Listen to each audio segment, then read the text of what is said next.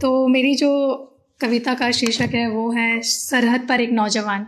तो आप इससे समझ गए होंगे कि ये जो कविता है समर्पित है हमारे सभी नौजवानों को जो सरहद पर अपने ज़िंदगी की जंग से लड़के हमारे लिए सुरक्षा कर रहे हैं। तो तुम चैन से अपने घरों में रहो, इसलिए सरहद पर खड़े उस नौजवान ने अपनी जान दी थी। खुला आसमान और शीत का वो पहर जिसमें वो अपनी आखिरी सांसें गिन रहा था। अपने देशवासियों की सुरक्षा की चाह में वो जंग के उस मैदान में दुश्मनों से भिड़ रहा था। अब क्या उसकी माँ को उसकी याद ना आती होगी? अब क्या बीवी उसके लिए आंसू ना बहाती होगी? अभी विवाह को उसके 1 महीना तो बीता था।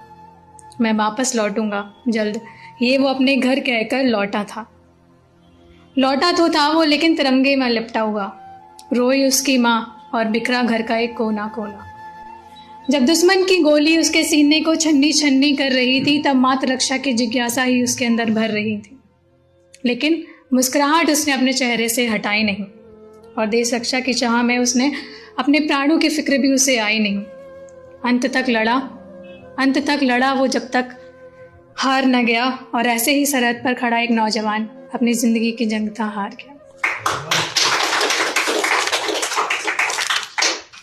तो इसके लिए लिखा है कि